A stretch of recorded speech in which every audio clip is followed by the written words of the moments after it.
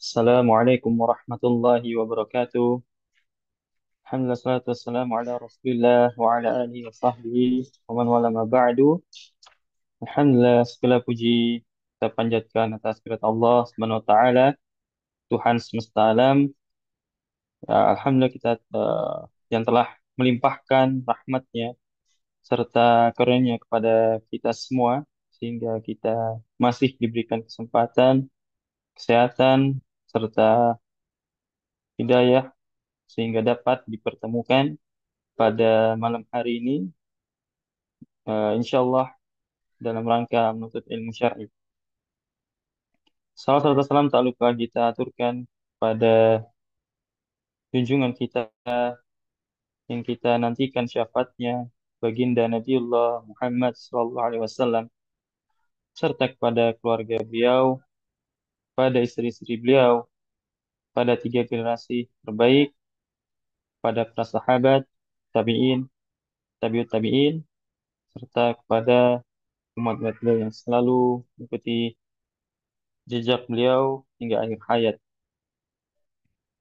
Baik, jamaah kajian Bumiku Mengaji yang semoga dirahmati Allah. Insya Allah pada kesempatan kali ini, pada malam hari ini, kita akan kembali melanjutkan kajian rutin kita 2 pekan sekali di hari Selasa, yang mana kita membahas kajian Kitabul Jami', yang mana kita masuk di pembahasan ke-10 berkaitan dengan zikir dan doa. Dan insya Allah pada kajian kita malam hari ini akan diisi oleh beliau, guru kita Ustadz Faizal Mista, Hafizullah Ta'ala. Sebelum kajian dimulai, kami mengajak kepada jamaah sekalian untuk ikut bergabung dalam dakwah Bumiku Mengaji dengan men-share informasi kajian dari Bumiku Mengaji. Semoga apa yang jamaah share nantinya bisa membuahkan pahala jariah pada jamaah sekalian.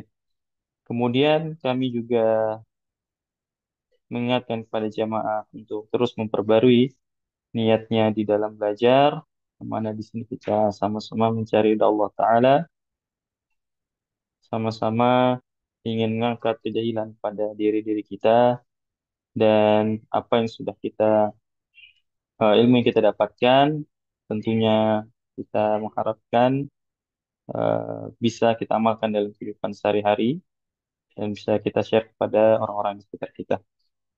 Kemudian juga kami mengingatkan kepada jemaah untuk bisa memperhatikan adab-adabnya dalam majelis ilmu, meskipun kita berada dalam majelis secara daring atau online, namun kami harap tetap memperhatikan adab-adabnya. Kemudian juga bisa mempersiapkan alat tulisnya, sehingga nanti bisa banyak mencatat faedah-faedah, mengikat faedah-faedah yang akan disampaikan oleh Ustadz. Kemudian kami informasikan kepada jamaah bahwasannya insya Allah selepas materi yang akan disampaikan oleh Ustadz nanti, jika masih ada sisa waktu, akan kita manfaatkan untuk sesi tanya jawab, sehingga bagi jamaah yang hendak mengajukan pertanyaan, kami persilahkan bisa bertanya secara langsung dengan raise hand terlebih dahulu, atau bisa menuliskan pertanyaannya di kolom chat. Dan bagi yang dirasa butuh privasi berkaitan dengan pertanyaannya, kami persilahkan bisa langsung menyampaikan pertanyaannya kepada MC. Dan kami mengharapkan kepada jamaah untuk bisa mengajukan pertanyaan sesuai dengan pembahasan tema kita pada malam hari ini. Kami akan eh, lebih mendahulukan untuk pertanyaan-pertanyaan yang sesuai pembahasan kita pada malam hari ini. Namun nanti jika memang sudah habis pertanyaan yang sesuai dengan pembahasan, maka kami silakan untuk bertanya sesuai hajat dari jamaah. Baik, insya Allah kajian akan kita mulai setelah Ustadz bergabung di Zoom kita pada malam hari ini. Oleh karena itu, Ya, Assalamualaikum oh ya. warahmatullahi wabarakatuh. Alhamdulillah. Waalaikumsalam. Alhamdulillah saat sudah bergabung di Zoom kita pada malam hari ini. Insya Allah kajian akan segera kita mulai. Pada jamaah kami harapkan untuk segera bersiap-siap. Baik, demikian mukaddimah dari kami. Cukup sekian kepada Ustadz Faizal Miftah. Waktu kami persilahkan. Falyatafaddal Maskurah. Nah, jazakallah khair, barakallahu fikum, Syekh Muhammad. Hayakumullah. Bismillahirrahmanirrahim. Assalamualaikum warahmatullahi wabarakatuh. Alhamdulillahi rabbil alamin. Wa asyhadu an la ilaha illallah wahdahu la syarika lah. Wa asyhadu anna Muhammadan abduhu wa rasuluh. Sallallahu alaihi wa ala alihi wa sahbihi ajma'in. Amma ba'd. Allahumma allimna ma yanfa'una wa anfa'na bima 'allamtana wa zidna ilma. Allahumma aslih lana sya'nana kulla wa la takilna ila anfusina tarfata ain. Subhanaka la ilma lana illa ma 'allamtana innaka antal alimul hakim. Taib saudara-saudaraku semuanya rahimani wa rahimakumullah. Kita lanjutkan pembacaan kitab Bulughul Maram oleh Syekh Al-Hafidz Ibnu Hajar Al-Asqalani rahimahullah taala. Alhamdulillah kita sudah masuk hadis berikutnya ya, hadis tentang doa.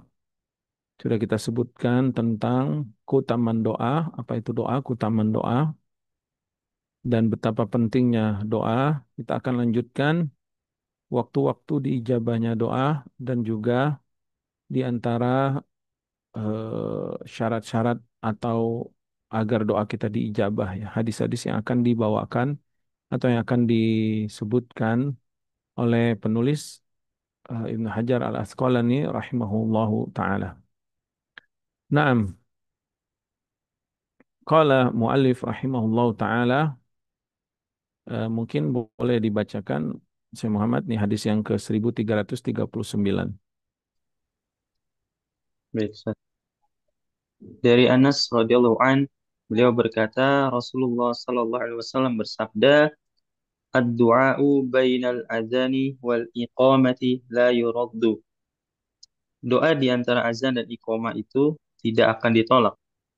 Diriwayatkan oleh An-Nasa'i dan lainnya serta dinyatakan sahih oleh Ibnu Hibban dan lainnya. Naam, Yang barakallahu bawahnya juga Ustaz. fikum. Naam, itu hadis. Baik. Naam, lanjut. Dari Salman radhiyallahu anhu, beliau berkata, Rasulullah sallallahu alaihi wasallam bersabda, "Inna rabbakum hayyun karimun yastahyi min 'abdihi idza rafa'a ilaihi yadayhi an yurad an yuruddahuma sifran." An yaruddahuma. Sesungguhnya an yaruddahuma sifran. Sesungguhnya Rob kalian itu Maha Pemalu lagi Maha Pemurah. Dia malu kepada hambanya apabila seorang hamba mengangkat kedua tangannya kepadanya untuk mengembalikan keduanya dalam keadaan kosong. Diriwayatkan oleh imam yang empat kecuali An-Nasa'i dan dinyatakan sahih oleh Al-Hakim. Naam, satu lagi terakhir. Baik. Dari Umar radhiyallahu anhu beliau berkata, "Kana Rasulullah sallallahu alaihi wasallam iza madda iza madda yadayhi fi fi du'ai lam yaruddahuma hatta yamsaha bihima wajahahu." Dahulu apabila Rasulullah sallallahu alaihi wasallam mengulurkan atau mengangkat kedua tangannya di dalam berdoa, maka beliau tidak menarik kembali keduanya hingga beliau mengusap mukanya dengan keduanya. Diriwayatkan oleh At-Tirmizi dan ia mempunyai beberapa hadis penguat di antaranya hadis Ibnu Abbas diriwayatkan oleh Abu Daud dan lainnya yang seluruhannya memastikan bahwa ia merupakan hadis hasan. Naam, barakallahu fikum. Baik, kita langsung masuk penjelasan dari pensyarah ya. Syekh, eh, Abdullah ibn Salih Al-Fauzan ya. Hafizahullah Ta'ala. Naam. Hadis yang pertama, hadis tentang istihbabu ad-du'ai bainal adzani wal iqamah. Dianjurkan berdoa di waktu antara azan dan iqamah. Beliau membawakan hadis Anas bin Malik radhiyallahu anhu qala Rasulullah alaihi salatu wasallam bersabda ad-du'a doa yaitu doa yang sebagaimana kita ketahui ya dia ibadah dan doa di sini maksudnya doa masalah, doa meminta ya, meminta kepada Allah bainal azani wal iqamah yang dilakukan di waktu antara azan dan iqamah. Azan yang sebenarnya kita ketahui, panggilan sholat, disyariatkan untuk memulai panggilan sholat itu dengan azan ya. Lafaznya yang sebenarnya kita ketahui. Dan iqamah yaitu panggilan untuk menegakkan sholat setelah azan ya. Jadi antara azan dan iqamah ini Nabi SAW mengabarkan la yuraddu, tidak akan tertolak. Artinya ini di antara waktu-waktu yang diijabah, waktu-waktu doa kita dikabulkan oleh Allah Subhanahu wa taala yang dikabarkan langsung oleh Nabi kita Muhammad sallallahu alaihi wasallam dalam hadis beliau yang diriwayatkan Imam Nasai dan yang lainnya disahihkan Ibnu Hibban dan juga yang lainnya. Nah, di sini penulis menguraikan poin pertama tentang kedudukan hadis ini. Hadis itu adalah sabda Rasulullah SAW, ya, baik perkataan beliau, perbuatan atau takrir beliau ya, atau sifat sifat fisik atau sifat perbuatan akhlak beliau Sallallahu Alaihi Wasallam. Jadi kedudukan hadis itu dari sisi kualitasnya ada yang sahih, ada yang hasan, ada yang dhaif. Dari sisi kuantitasnya ada yang mutawatir ya, ada yang masyhur, ada yang hadis ahad dan bertingkat-tingkat. Adapun hadis ini pensyarah hadis ini dalam kitab beliau menyebutkan bahwa hadis ini takhrijnya atau kedudukannya ya, uraian dari kedudukan hadis ini baik dari sanad maupun matannya itu telah disebutkan pembicaraannya pada bab tentang azan dan kita tidak membahas kitab azan ya karena kita langsung kitabul jami. Pada Bulughul Maram ini penulis susun dengan metode tematik fikih ibadah, tematik fikih ya, dan ditutup dengan akhlak dan juga doa dan zikir. Maka azan itu masuk pada bab kitabus shalah, bab tentang azan. Nah, beliau jelasin urain. Jadi hadis ini sudah disampaikan sebenarnya. Dan disampaikan lagi pada konteks doa. Kenapa disampaikan? Karena di sini ada waktunya, ada waktu yang berkesesuaian dengan dikabulkannya doa yaitu azan dan iqamah. Dikeluarkan Imam Nasai dalam amalan sehari semalam dalam Sunan Al-Kubra dan juga Ibnu Majah, Ibnu Hibban dari jalan Israil ibn Yunus, dari Abi Ishaq, dari Buraid ibn Abi Maryam, dari Anas radhiyallahu taala anhu, khadimi Rasulullah sallallahu alaihi wasallam. Dan Nabi SAW bersabda, "Ad-du'a'u la yuraddu bainal azani wal iqamah." Jadi riwayat Ibnu Hibban melalui jalan sanad melalui perawi Israil bin Yunus dan juga sampai kepada sahabat Anas bin Malik radhiyallahu taala anhu bunyinya seperti ini matannya ya. Matan itu isi hadisnya. Ad-du'a'u la yuraddu bainal azani wal iqamah. Doa itu tidak akan ditolak apabila dilakukan di antara azan dan iqamah. Sedangkan tadi hadis eh, An-Nasai yang kita baca barusan, akhrajan Nasai, la yuraddunya diakhirkan. Ala kulli hal ini semakna hanya berbeda penempatan kalimat tidak tertolaknya saja.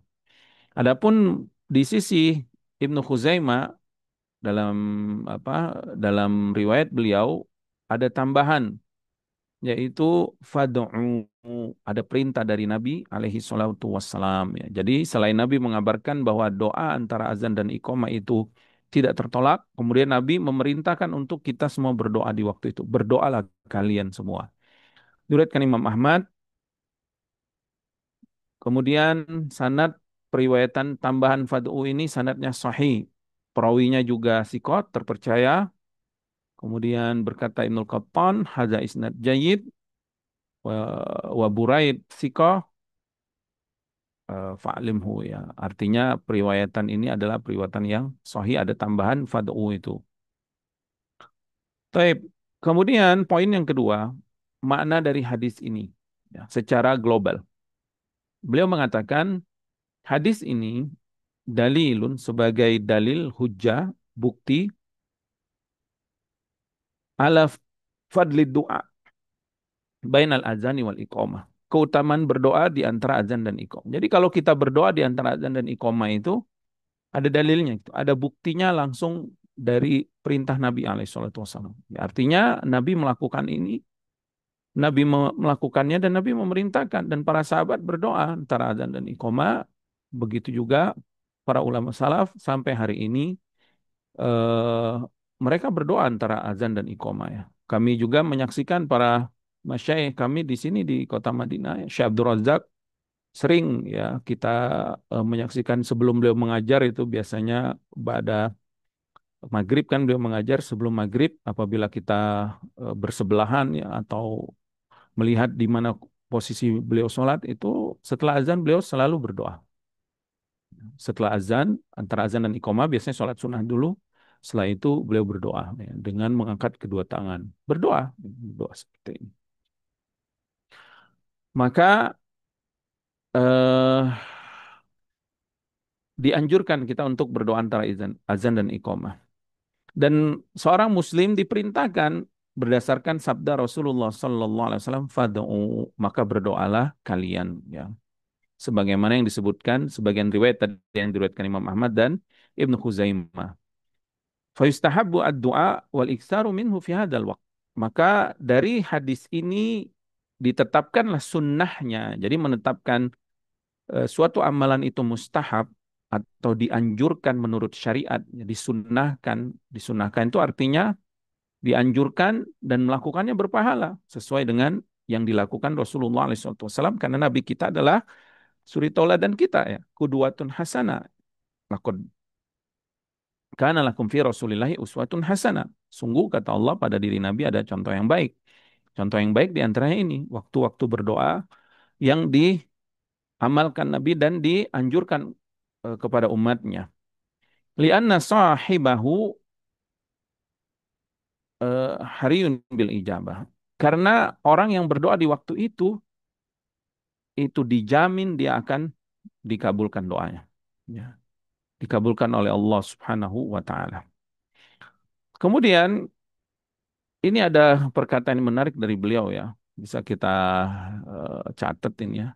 Fa inna man ulhimad du'a'u faqad urida bihil ijabah. Kata beliau, siapa yang diberikan taufik oleh Allah berdoa di waktu itu, sungguh ini tanda-tanda doanya itu dikabulin sama Allah. Artinya kalau kita itu dimudahkan Allah setiap azan iqamah doa, setiap azan iqamah doa, setiap azan iqamah doa, subhanallah. Ini tanda-tanda nih doa kita dikabulkan. Kenapa? Karena Allah memberikan hidayah kepadanya untuk mau berdoa. Untuk berdoa. Apa dalilnya? Firman Allah, Udu'uni astajib lakum. Berdoalah kalian kepadaku, aku akan kabulkan untuk kalian. Ketika Allah perintahkan berdoalah kalian kepadaku, artinya Allah juga akan memberikan taufik kepada orang Islam, orang mukmin untuk berdoa. Berarti mafhum mukhalafahnya atau eh, kebalikannya, kalau seseorang itu jarang berdoa, apalagi di waktu azan dan iqamah dia tidak hadir di masjid, atau di rumah pun dia tidak berdoa ya apalagi di rumah kan dengan ya sulit kita mengkondisikan untuk berdoa ya di rumah itu ya karena dengan kesibukan kita kesenangan kita ya dengan hal-hal yang tapi kalau udah di masjid itu kondisi terkondisikan gitu. Suasananya suasana kita pengen ibadah. Tapi kalau di rumah suasananya kita nyantai. Maka orang yang tidak diberikan taufik ini berarti tidak ada tidak dikabulkan. Ya, bagaimana mau dikabulkan orang dia sendiri nggak ada permintaan, tidak ada doa ya kepada Allah Subhanahu Wa Taala, padahal kebutuhannya sangat banyak. Ya. Allah Subhanahu Wa Taala berfirman dalam ayat lain surah Al-Baqarah 186, Wa idza sa'alaka ibadi anni fa inni qarib. Kalau hambaku bertanya kepadamu Muhammad, subhanallah, Allah mengkaitkan dirinya dengan hamba-hambanya. Dalam bahasa Arab ini idhofa ya. Idhofa Rob, yaitu Allah menyandarkan dirinya dengan makhluknya. Ini menunjukkan asyaraf ya, lil makhluk, kemuliaan makhluk tersebut. Hamba-hambanya itu orang-orang yang beriman. Allah panggil dengan hamba-hambanya. Artinya kata Allah, wahai Muhammad ya sallallahu alaihi wasallam, jika hambaku orang yang beriman ini bertanya kepadamu anni tentang aku, fa ini qarib. Kabarkan aku maha dekat dengan mereka. Jadi jangan khawatir. Jangan khawatir doa kita nggak didengar. Jangan khawatir tidak apalagi tidak dikabulkan ya. Doa kita pasti didengar Allah dan dikabulkan Allah Subhanahu wa taala. Kemudian Allah mengabarkan tidak hanya sampai di sana, tidak hanya mengabarkan Allah dekat, tapi uji dakwah kata Allah. Aku akan kabulkan doa-doa itu. Subhanallah. Rob kita maha baik ya. Maha mendengar, maha mengetahui, maha karim, maha goni, maha kaya, maha bijaksana, pemilik langit dan bumi ini pencipta kita yang memberikan rezeki kepada kita. Mengabarkan, aku akan kabulkan doa. Ya. Kemudian, idza da'ani, kalau mereka berdoa kepadaku, kalau mereka berdoa kepadaku, ada syaratnya di sini. Ada syaratnya. Kalau mereka berdoa kepadaku. Naam, karunia Allah, kasih sayang Allah itu nggak akan kita bisa dapatkan dengan berleha-leha, dengan bersantai. Itu mustahil, akli, secara akal ya. Secara akal mustahil, seseorang akan mendapatkan keutamaan dengan santai-santai. Fitrah manusia pun mengatakan begitu. Nggak mungkin kita diam, duduk di rumah, seharian, tiba-tiba kenyang gitu. Nggak mungkin. Ya, kalaupun ada mukjizat dari Allah ya itu sedikit dan itu pun pada kondisi-kondisi tertentu seperti saat Nabi terjadi paceklik ya, kesulitan makanan dan dikepung ya pasukan Hondak saat itu kan keluar air dari tangan Nabi SAW dan makanan yang dimasak menjadi banyak ya itu mukjizat. Tapi adapun secara sunnatullah Allah sudah tetapkan ada sebab, ada musab apa musabab ya ada sebab, ada akibat. Itu sudah sunnatullah. Walillahil masalul a'la. Allah tidak sama dengan makhluk ya. Kita aja nih kalau kita ingin melamar pekerjaan atau melamar sekolah, sekarang nih kan biasanya setelah liburannya dibuka nih ajaran dibuka penerimaan ya, penerimaan murid baru atau di suatu perusahaan dia membuka lowongan pekerjaan dan para pelamar wajib datang dan menulis eh, kurikulum vitae biasanya atau portofolio atau apalah tentang biografinya. Dia tulis dalam esai misalkan dalam bentuk esai lalu dia ajukan melalui alamat email. Sekarang kan udah ada email. Kalau zaman dahulu mungkin melalui kantor pos ya, melalui pos zaman dahulu ya sebelum adanya canggihnya internet gitu. Sekarang kan melalui email mungkin pengajuan lamaran kerja. Kemudian setelah itu di approve, dilihat esainya atau dilihat biografi pelamar ini cocok sesuai dengan keinginan perusahaan misalnya. Lalu perusahaan menetapkan kamu akan ada wawancara, datang jam 7 pagi hari Senin gitu. Subhanallah, itu si pelamar ini karena kesungguhnya dia ingin mendapatkan pekerjaan ya. Karena dengan pekerjaan itu status dia di masyarakat, reputasinya bagus ya, bukan dianggap ya bahasanya sampah masyarakat gitu ya atau pengangguran dan lain kan diharapkan itu dan yang lebih diharapkan lagi ya dia bisa punya penghasilan gitu bisa punya penghasilan itu mungkin nggak dia datang jam 7? Nggak mungkin. Dia akan datang jam 5 pagi mungkin. Kalaupun nggak datang jam 5 pagi, dari rumah dia jam 5 udah berangkat. Karena khawatir nanti di jalan macet. Untuk apa? Untuk mendatangi wawancara tersebut. Karena ada keinginan yang ingin dia dapatkan. Diterimanya dia, di approve-nya atau diterimanya lamaran dia, sehingga dia pun mendapatkan apa yang dia inginkan. Gitu. Maslahatnya yang dia dapatkan. Sebagai eh, pelamar dan diterima sebagai pekerja di perusahaan tersebut. Coba kita bayangkan kalau orang ini, si pelamar ini, dari mulai awal lamaran tidak mengirimkan email. Ketika wawancara, ya tidak mengirim email kan sudah jelas. Ketika wawancara juga dia tidak datang. Tiba-tiba dia nelpon ke perusahaannya, kok saya nggak diterima sebagai karyawan di sini, kok saya nggak dikabulkan gitu sebagai pekerja di sini, kok saya nggak diberikan ini, kan padahal nggak ada usahanya dia. Walillahil masalul a'la. Nah lalu bagaimana dengan kita yang nggak mau berdoa sama Allah, nggak mau beribadah, nggak mau cepet-cepet datang ke masjid, tiba-tiba kita kok saya ini nggak disayang sama Allah, kok saya ini nggak dikabulin doanya. Kita jarang berdoa, kita jarang meminta, kita sholat aja datangnya kayak imam ya, pas komat gitu. Kan biasanya yang datang pas komat itu imam karena memang dia bersiap-siap di rumahnya ya. Subhanallah ya. Ya artinya Allah berfirman, uji budak wa tadai idza da'an. Ada usahanya, ada sebabnya supaya kita mendapatkan hasil dikabulkan doa. Berdoa sama Allah. Kalau kita menginginkan dunia saja di suatu perusahaan, pimpinan perusahaan akan melirik kita dengan kesungguhan kita di awal-awal kita memohon lamaran itu, apalagi Allah Subhanahu wa taala. Ya, Allah tidak sama dengan makhluk ya. Ini hanya perumpamaan aja, pendekatan makna saja. Ya, artinya kalau pengen dikabulin, doa sama Allah. Dan subhanallah para nabi dan rasul, orang-orang soleh yang menjadi role model kita, ya. Suri tauladan kita sebagai contoh kita sebagai umat manusia ini agar selamat bahagia dunia dan akhirat, agar dekat dengan Allah Subhanahu wa taala. Mereka membuktikan kesungguhan mereka berdoa kepada Allah Subhanahu wa taala. Lihat bagaimana Nabi Zakaria, wahanal azmu minni washta'ala ra'su syaibah. Sudah rapuh tulangku, sudah putih rambutku, tapi aku tidak pernah letih, tidak pernah berhenti berdoa kepadamu ya Allah Subhanahu wa taala. Enggak pernah beliau berhenti berdoa kepada Allah supaya apa? Diberikan anak. Dan Allah kabulkan dengan Nabi Yahya alaihissalam. Begitu juga nabi yang lain. Nabi Ayub misalkan, belasan tahun sakit dan selalu berdoa, Rabbi anni masanya dur wa anta arhamur rahimin. Dan nabi-nabi yang lain, contoh-contoh yang bisa kita ambil contohnya. Begitu juga Nabi kita Muhammad alaihi salatu wassalam. Ini hadis-hadis menunjukkan Nabi sering berdoa, banyak berdoa.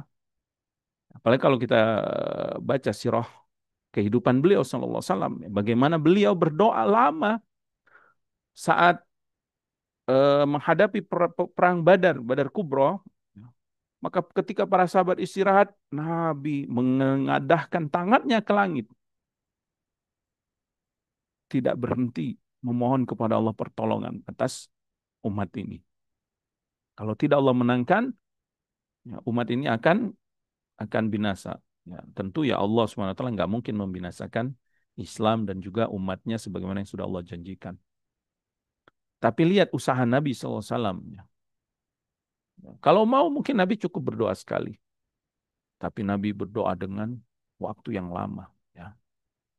Begitu juga kesungguhan beliau SAW dalam doa-doa meminta hujan istisqa. Beliau mengangkat tangannya tinggi, ya, sehingga terlihat ketiak beliau ketika berdoa, ya, istighosa, istisqa, meminta kepada Allah Subhanahu wa taala, bersungguh-sungguh berdoa. Ya, karena subhanallah, kita tahu ya, biyadikal khair, ya Allah di tanganmu semua kebaikan ini. Semua kebaikan dunia yang kita pengen nih, yang kita harapkan, yang kita benar-benar mau dapatkan, baik itu kecukupan, kesehatan, ilmu, kebahagiaan, perbaikan keadaan, semuanya itu di tangan Allah, termasuk hidayah, ya. itu di tangan Allah. Dan cara untuk mendapatkan kebaikan itu semua yang ada di tangan Allah itu dengan berdoa, dengan meminta kepada Allah SWT sebagaimana yang Allah perintahkan kepada hamba-hambanya untuk berdoa kepada Allah SWT. Dan orang-orang yang tidak mau berdoa kepada Allah, Allah sebutkan mereka orang yang sombong, tinggi hati, merasa bisa berdiri dengan kakinya sendiri. Padahal untuk mencerna sesuap makanannya aja itu nggak mampu kalau tidak Allah SWT yang memerintahkan isi isi proses pencernaan itu Allah mudahkan. Kalau nggak, gimana kita bisa mencerna itu semua? Nggak mampu kita ya, kecuali apa yang Allah SWT telah mudahkan bagi makhluk hamba-hambanya ya.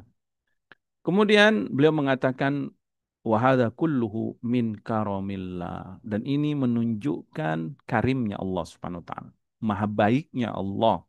Al-Karim itu artinya Allah memberi tanpa diminta. Kalau memberi kita nggak minta aja diberi Allah, apalagi kalau kita berdoa, pasti Allah akan berikan.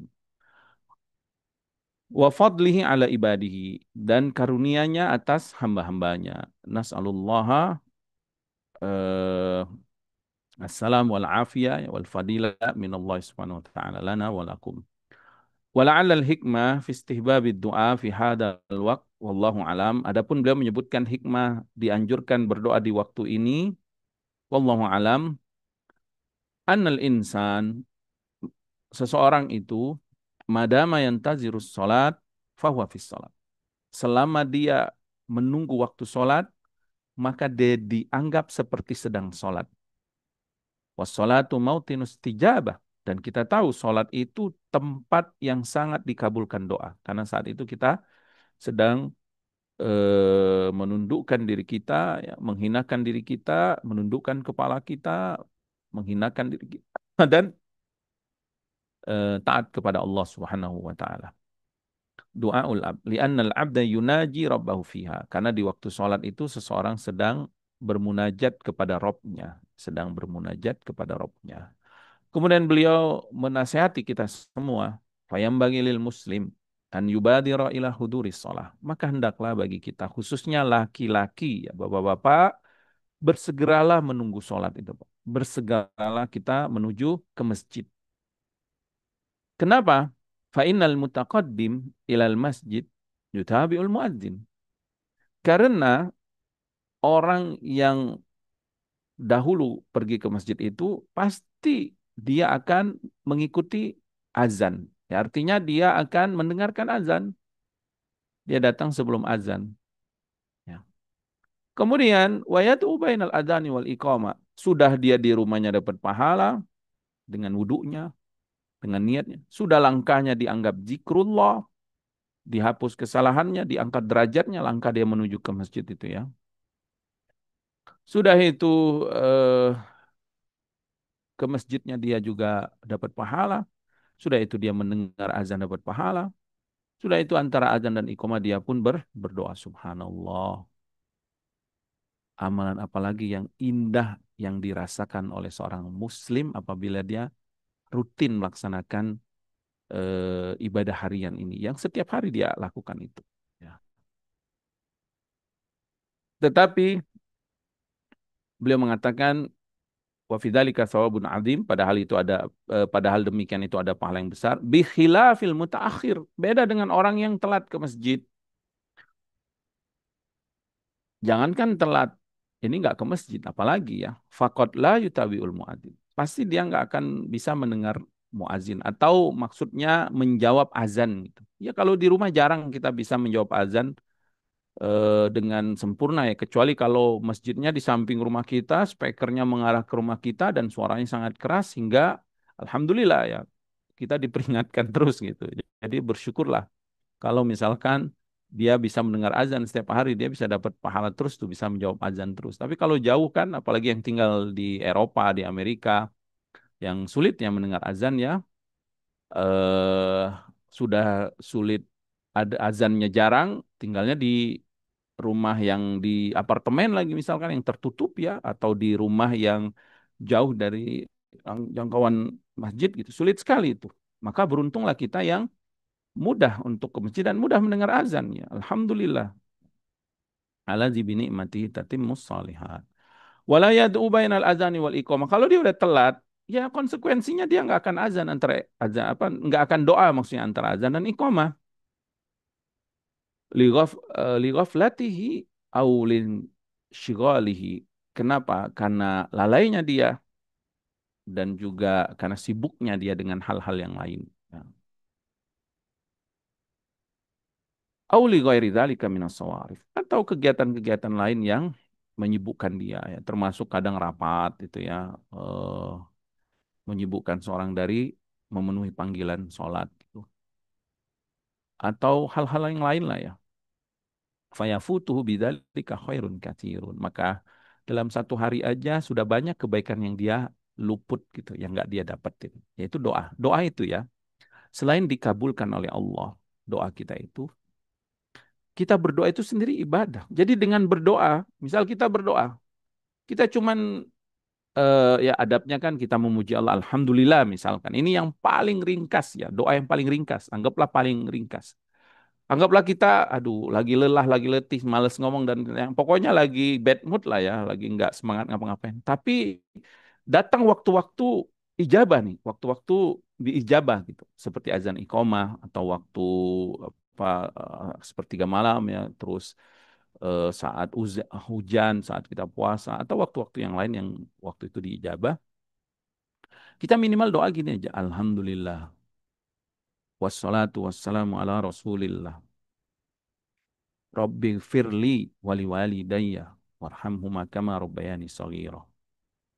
Allahumma salli ala nabiyyina Muhammad wa ala alihi wasallam. Atau Rabbana atina fid dunya hasanah wa fil akhirati hasanah wa qina adzabannar. Sudah cukup. Subhanallah. Dengan begitu saja itu sudah ibadah. Itu sudah ibadah yang dia akan mendapatkan balasannya. Ditambah permohonan dia tadi. Kalau datang dari hati yang tulus, yang jujur, yang benar-benar ikhlas meminta kepada Allah, itu permohonannya akan dikabulkan oleh Allah Subhanahu wa taala. Ya. Dan bisa jadi dengan doa yang sedikit tadi itu ternyata Allah ampuni doa kita, apa Allah ampuni kita dan Allah ampuni orang tua kita yang ada di alam barzah. Ya. Dan juga di akhirat nanti orang tua kita itu bisa naik derajatnya dengan sebab istighfar anaknya, doa anaknya yang soleh tersebut. Ya. Jadi janganlah kita eh, luput dari kebaikan yang banyak ini di hari-hari kita, di setiap hari kita. Khususnya bagi bapak-bapak yang ke masjid dan juga bagi ibu-ibu di rumah. Walaupun kita terkadang disibukkan dengan pekerjaan rumah atau yang lainnya di rumah, kalau ada azan iqomah, kita berhenti sejenak aja, dengerin. Besok kita doa, ya doa. Udah doa minta semua apa yang kita inginkan di hadapan Allah Subhanahu Wa Taala. Allah Subhanahu Wa Taala pemilik langit dan bumi. Ya, Allah Subhanahu Wa Taala pencipta segala sesuatu. Allah pemberi rezeki. Allah yang memberikan rahmatnya kepada hamba-hambanya. Ya. Maka ini nasihat yang bagusnya buat kami dan kita semua untuk bersegera. Jadi di sini sebenarnya ada anjuran bersegera ke masjid agar kita mendapatkan keutamaan doa ini. Dan kalau sudah di masjid, sudah fokus ibadah ya. Jangan kita disibukkan lagi dengan hal-hal yang lain. Yang sangat kami sayangkan ya, beberapa orang yang kita saksikan ya, ketika di masjid malah dia masih sibuk dengan seperti kebiasaan dia di rumah atau di kantornya atau bersama temannya dengan HP-nya. Oh, ya beberapa kami lihat bahkan di Masjid Nabawi pun terkadang jamaah-jamaah haji atau jamaah umroh itu tidak memanfaatkan momen ini ya, ya antara azan dan iqamah, malah sibuk dengan HP misalkan, bahkan bukan sesuatu yang penting. Kadang kami ya nggak sengaja karena berdekatan dengan kita, dia nge-scroll apa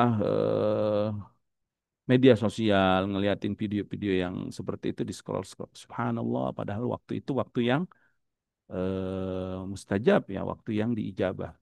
Atau saat di masjid ternyata dia ngobrol-ngobrol. Ya, oke lah sekali dua kali karena tiba-tiba ketemu teman kita, sahabat kita atau ya orang yang kita kenal yang nggak masalah lah ya. Tapi kalau itu menjadi kebiasaan luput terhadap keutamaan doa antara azan dan iqomah ini sangat disayangkan sekali. Nah, semoga Allah memberikan taufik kepada kita semua untuk memanfaatkan waktu kita sebaik-baiknya berdoa kepada Allah di waktu azan dan iqamah. Nah, tapi hadis yang kedua, di antara adab berdoa yaitu mengangkat tangan. Beliau membawakan hadis Salman Al-Farisi radhiyallahu taala anhu, Nabi SAW bersabda, "Inna rabbakum hayyun karimun." Nabi mengabarkan tentang nama dan sifat Allah dalam hadis ini. Maka ditetapkanlah di antara nama Allah apa saja nih? Coba saya tanya ya. Di sini ada siapa nih? Gak apa ya, Bapak. Saya tanya Bapak atau ada siapa aja di sini nih? Biyahya. Biyahya bersama kita tidak? Ada Ustaz. Taib Abi Yahya. Ada Ustaz. Ada Ustaz. Alhamdulillah. Ini di hadis ini ada berapa Asmaul Husna? Ada satu, dua, ada dua, Hayyun sama Karim. Masya Allah. Barakallahu fikum. Taib. Ada lagi nggak yang lainnya?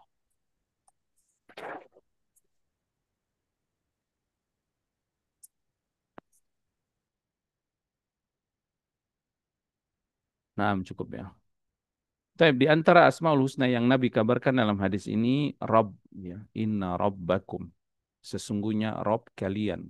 Rabb itu adalah satu dari Asma Allah Subhanahu wa Ta'ala. Bahkan sebagian ulama memasukkan di antara nama-nama yang paling agung karena semua nama yang berkaitan dengan sifat fi'liyah bagi Allah Subhanahu wa taala itu kembali kepada asma'nya Ar-Rabb.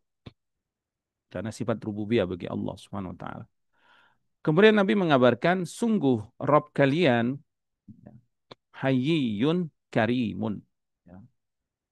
Uslubnya uslub takkid di sini ya. Takkid itu menegaskan dengan kuat, dengan ya apa dengan kuat, penegasan yang kuat, ya informasi yang sangat kuat gitu, yang tidak ada keraguannya lagi bahwa Allah Rabb kita itu Hayyun, di antara asmanya adalah Hayyun dan Karimun, yang maha pemalu dan yang maha karim, maha baik, maha mulia. Jadi Hayyun, Karimun dan juga Rabbun itu adalah Asmaul Husna. Karena Asmaul Husna itu nama-nama dan sifat Allah ditetapkan melalui dalil ya, karena dia tauqifiyah. Tauqifiyah artinya tidak boleh dibuat-buat dengan akal ya, tetapi harus ada nas, harus ada dalil yang menunjukkan nama dan sifat Allah. Baik Al-Quran atau Sunnah. Ini Sunnah. Sungguh Allah adalah Rabb kalian maha pemalu lagi maha mulia. Yastahyi. Kemudian Nabi mengabarkan sifat Allah. Ini menunjukkan nama itu tidak hanya sebatas nama ya. Di dalam nama Allah, Allah memiliki nama yang maha indah. Walillahil asmaul husna. Maha indah artinya apa? Di dalamnya terkandung sifat-sifat yang paling sempurna, yang maha sempurna. Hayyun menunjukkan sifat malu, yang maha sempurna malunya. Karimun menunjukkan sifat karom, sifat baik, yang maha sempurna kebaikannya. Allah itu malu dari hambanya sesuai dengan keagungan Allah ya. Malu Allah tidak seperti malu kita ya. Sesuai dengan keagungan Allah Subhanahu wa taala. Idza rafa'a ilaihi yadaihi, kalau hambanya mengangkat kedua tangannya, an yaruddahuma sifra. Tiba-tiba misalkan tidak Allah balas atau hambanya kembali dengan tangan kosong. Akhrajahul arba'a ilan nasa'i was-sahhahahu al-hakim. Ya. Yang pertama, tahrij hadis ini diriwayatkan Imam Abu Daud dalam kitab salat, juga Tirmidzi, Ibnu Majah dan Hakim dari jalan Ja'far ibn Maimun, dari Abi Utsman An-Nahdi, dari Salman Al-Farisi radhiyallahu anhu, dan hadis ini ya. Dan lafaznya ini lafaz Abu Daud. Adapun lafaz Tirmidzi yang dikeluarkan Imam Tirmidzi itu sifron khaibatain, yaitu dalam keadaan sifron nol, kosong, itu enggak mendapatkan apa-apa. Begitu juga di riwayat Ibnu Majah, sifron au qala khaibatain. Ala kulli hal maknanya sama. Artinya nggak mungkin Allah itu malu kalau hamba mengangkat tangan lalu hamba itu kembali dengan tangan kosong itu. Kemudian Imam Tirmizi mengatakan hadis ini hasan gharib, diriwayatkan yang sebagiannya dan tidak dimarfukan ya. Berkata Al-Hafidz yaitu Ibnu Hajar ya, sanaduhu jayyid. Sanadnya itu diterima ya, jayyid. Nah, kemudian para ulama hadis menyebutkan kenapa hadis ini tidak sampai derajatnya sahih yang kuat gitu ya. Karena di dalamnya ada Ja'far ibn Maimun At-Taimimi dipermasalahkan tentang sifat perawi ini ya. Imam Ahmad mengatakan laisa biqawi fil hadis, dia itu nggak kuat dalam ilmu hadis. Kemudian eh, disebutkan juga Ibnu Ma'in mengatakan laisa bidaka salihul hadis dan juga laisa bisikoh ya. Berkata Marra laisa bisikoh. Kurang terpercaya atau tidak terpercaya gitu kalau dia meriwayatkan hadis. Imam Nasai juga bilang dia tidak kuat. Imam Bukhari mengatakan laisa bisyai. Ya. Taib, ala kulli hal hadis ini tidak kuat derajatnya, tetapi ya ada periwayat-periwayat yang lain yang menguatkan kedudukan hadisnya. Artinya tidak sampai derajatnya doif ya hadis ini. Tidak sampai derajatnya doif. Kenapa? Karena Sulaiman Taimi tadi itu ikhtalafa alaihi, diperselisihkan orang-orangnya itu ya. Akan tetapi riwayat Sulaiman ini benar gitu ya. Artinya ya, riwayatnya tidak menyalahi makna, tidak menyalahi syariat, tidak menyalahi hadis-hadis yang lain ya.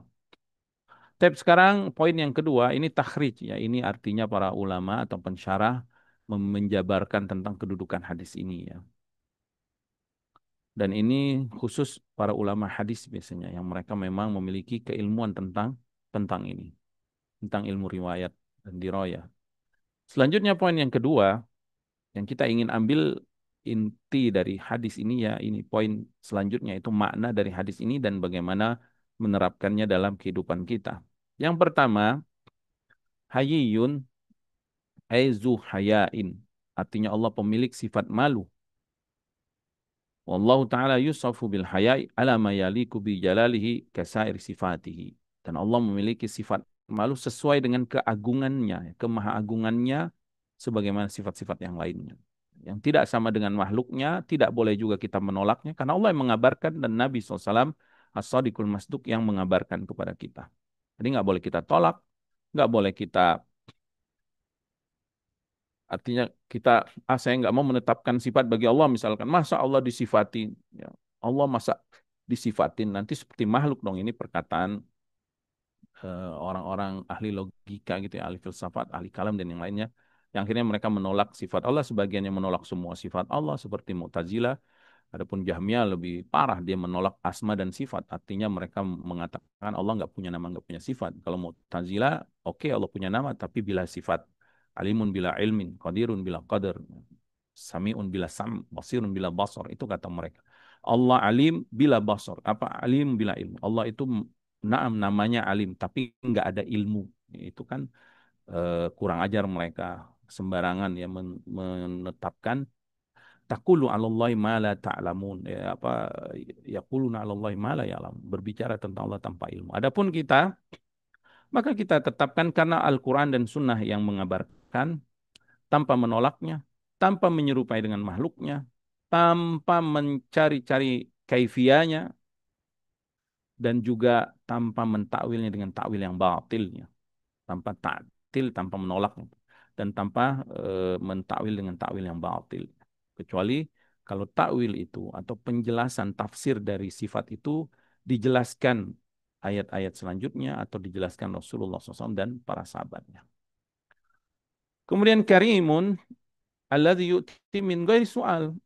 Allah karim artinya pemilik sifat karam, sifat yang mulia, sifat yang maha baik, suka memberi, banyak pemberiannya banyak tak terhitung. Yang memberi tanpa diminta, bagaimana kalau kita minta? Tentu lebih diberi lagi. Kita nggak minta aja diberi sama Allah. Ya. Kapan kita minta, misalkan dikenalkan dengan sunnah misalkan, dengan mengikuti atau dengan supaya kita menjadi hamba yang kuat beragamanya atau mendapatkan ilmu yang lurus gitu ya. Kan mungkin lupa kita kapan, tapi Allah berikan itu. Atau yang lainnya ya, kesehatan, keselamatan ya bersifat fisik itu lebih banyak. Bersifat batin banyak, pemberian Allah, zahir dan batinnya. Kemudian yastahyi, maknanya haya'uhu wa karamuhu yamna'uhu min an yukhiba abdahu sa'il. Artinya, karena sifatnya yang maha malu dan maha baik, maka itu mencegah Allah dari menolak atau tidak memberi kepada hambanya yang meminta. Beda dengan makhluk ya. Kita itu terkadang ada orang yang baik banget, rahim ya. Terus eh, dermawan juga dia, tapi dia nggak punya apa-apa. Sehingga ketika orang memohon kepadanya, minta tolong ini, dia nggak bisa ngasih apa, karena dia nggak punya apa-apa, walaupun dia baik. Ada juga orang punya apa-apa, ya maksudnya dia banyak hartanya, berkuasa juga di masyarakat juga, dia inilah itu sebagai pemuka gitu ya, orang penting. Ya. Tapi sedikit pelit gitu. Kalau diminta itu nggak ngasih, ya, nggak ngasih. Nah itu makhluk. Ada orang yang dia kaya, ya, hartanya banyak, ya, triliunan mungkin ya, terus terkenal dermawan juga, masya Allah, baik dan malu kalau nggak ngasih, malu kalau nggak ngasih, kalau jangankan orang yang nggak minta, jadi apa sifat dermawannya itu memang sudah dari fitrahnya, maksudnya jibiliyah itu dalam bahasa Arab itu apa istilahnya, sudah fitrahnya dia itu emang orangnya seneng ngasih, diminta atau nggak diminta. Ada orang seperti ini. Jadi kalau ada misalkan berkunjung itu kalau nggak bawa hadiah itu dia malu. Kan ada orang seperti ini. Kalau dia nggak punya uang, nggak punya apa-apa ya mungkin dia malu, tapi dia nggak bisa ngasih. Tapi kalau dia triliuner ya, atau miliarder ya, triliuner ya istilahnya apalah, pokoknya bilioner lah, yang hartanya banyak, itu gimana coba orang ini sudah dia baik, dia kaya juga, terus dia juga berkuasa. Tiba-tiba ada orang memohon gitu, meminta tolong, minta tolong sedikit aja misalkan, kebutuhan dia sedikit, itu nggak mungkin nggak dikasih sama dia ya. Karena s- selain dia punya harta yang banyak, dia juga baik orangnya dan dia pemalu. Walillahil masalul a'la. Allah nggak sama dengan makhluk. Sudah itu dia sayang lagi sama orang tersebut. Misalkan yang minta itu pekerjanya yang dia sayangi gitu ya. Maksudnya ya yang dia sayangilah dari yang lainnya karena rajin, karena baik dan yang lain. Apalagi kalau yang minta itu anaknya, bagaimana nggak dia kasih? Pasti dikasih. Walillahil masalul a'la. Sekali lagi Allah nggak sama dengan makhluk. Bagaimana dengan hamba-hamba yang beriman? Dia sudah beriman kepada Allah, mentaati Allah, berusaha untuk bertakwa semampunya. Kemudian dia juga berdoa kepada Allah. Dan Allah tidak sama dengan makhluk. Allah maha malu, Allah maha kaya, Allah maha berilmu, Allah maha baik, Allah maha memberi. Subhanallah. Pasti Allah Subhanahu wa taala akan mengabulkannya. Sifron nol maksudnya kosong gitu. Sifron itu khaliyatain ya maksudnya nggak dapat apa-apa, nggak mungkin itu ya. Ini istilah secara makna dari kalimat sifar ya. Sifar itu dalam bahasa Arab itu nol kosong. Ay khalin minal mata, atau maksudnya ada istilah baitu sifar, rumah kosong, rumah yang nggak ada barang-barangnya. Dan makna hadis ini lam yu'tihi masa'alahu, artinya nggak mungkin. Ya, karena Allah Maha Malu, Maha Baik, nggak mungkin hambanya saat menengadah tangannya lalu Allah nggak kasih apa yang diminta hambanya. Pasti kasih sama Allah. Cuman Berbeda pemberian Allah dengan pemberian makhluk. Ya. Karena makhluk itu kan kalau ngasih nggak ada ilmunya, nggak tahu hikmah yang akan terjadi di masa depan, dan juga terbatas kemampuannya. Tapi Allah Subhanahu wa taala diliputi dengan ilmunya, dengan hikmahnya, dengan pengetahuan yang maha gaib, ya, yang tahu kebaikan untuk hamba ini, maka Allah memberi dengan pemberian yang paling terbaik. Ya, makanya doa aja kita, pasti itu dikabulkan Allah dan pasti Allah akan memberikan yang terbaik buat kita. Pasti itu. Wallahu ya'lamu wa antum la ta'lamun. Kata Allah, Allah Maha tahu, kamu nggak tahu apa-apa. Asa an takrahu syai'an wa huwa khairul lakum. Boleh jadi kata Allah, kamu itu nggak suka dengan hal ini, tapi hal ini nih buat kamu di masa depan ini yang baik untuk kamu. Wa asa an tuhibbu syai'an, tapi boleh jadi kamu senang banget dengan sesuatu. Wa huwa syarrul lakum. Padahal itu nanti buat kamu ini bahaya, mudarat, buruk. Wallahu ya'lamu wa antum la ta'lamu. Allah yang lebih tahu. Kamu itu nggak tahu apa-apa. Ya, jadi sudah serahkan kepada Allah. Kalau kita sudah minta, sudah tawakal sama Allah, sudah yang terbaik yang Allah berikan. Memang kadang sempit kita itu sedih ya, nggak dapat apa yang kita inginkan. Tapi ternyata di balik itu ada kebaikan-kebaikan yang banyak yang kita nggak tahu tentang masa depan yang Allah lebih tahu tentang kemaslahatan. Siapa yang ingin eh, kesulitan seperti Nabi Yusuf kan? Siapa yang mau dia dibenci oleh saudara-saudaranya, dizolimi, dimasukin ke sumur, ditinggalin, kemudian dijadiin budak, difitnah dan seterusnya? Enggak ada. Tapi akhir dari kehidupan beliau di dunia lihat mulia. Allah kembalikan orang tuanya, adiknya, bahkan kerabat-kerabatnya pun berubah ya, yang maksudnya didoakan, dia dimintain ampun atas dosa mereka. Kemudian Allah berikan dia kekuasaan. Pasti kalau sudah ada kekuasaan, ya kehidupannya pun baik gitu. Ya maksudnya eh, sejahtera lah ya. Dan akhirnya Bani Israel pun di Mesir ya saat itu memiliki kedudukan akhir dari hidup Nabi Yusuf alaihissalam. Apalagi nanti di akhirat. Awalnya sulit kan. Nah, kita ini memang di dunia ini banyak kesulitan. Ya pastilah banyak kesulitan. Cuman jangan lupa juga banyak karunia yang Allah berikan yang tertutupi oleh kesulitan yang selama ini kita rasakan. Ya, yaitu juga karena was-was dari syaitan. Padahal kebaikan dari Allah itu banyak banget yang nggak kita sadari kadang. Apalagi setelah kita meyakini, memahami bahwa kesulitan yang kita lakukan ini ternyata ada pahala di sisi Allah balasannya. Enak nggak kita dapat kesulitan tapi dibayar gitu sama Allah, diberikan pahala. Kata Allah Subhanahu wa taala ya, ketika mensyariatkan jihad. Allah Subhanahu wa taala menyuruh kaum muslimin saat itu jihad. Ya, Rasulullah SAW dan para sahabat untuk berjihad. Dan jihad itu berat memang. Allah berfirman, kutiba alaikumul qital wa huwa kurhul lakum. Allah wajibkan bagi kalian berperang dan itu sesuatu yang tidak kalian senangi. Tapi apa di balik jihad itu? Ada kemuliaan, ada kemenangan, ada ghanimah, ada mati syahid. Allah berfirman, semua aktivitas jihad kamu itu nggak ada yang rugi, nggak ada yang merugikan gitu. Semua aktivitas kegiatan kamu menolong agama Allah dengan berjihad ini nggak ada yang rugi sedikit pun. Makana li ahlil madinati wa man hawlahum minal a'rab an yatakhallafu an Rasulillah SAW. An Rasulillah wala yarghabu bi anfusihim an nafs. Kata Allah nggak belayak eh, para sahabat yang di Madinah juga orang-orang Arab itu untuk menyelisih perintah Nabi, apalagi mengutamakan diri mereka daripada menolong Nabi SAW. Kenapa? Ya Allah perintahkan untuk berjihad. Zalika bi annahum la yusibuhum zama'un wala nasabun wala mahmasatun.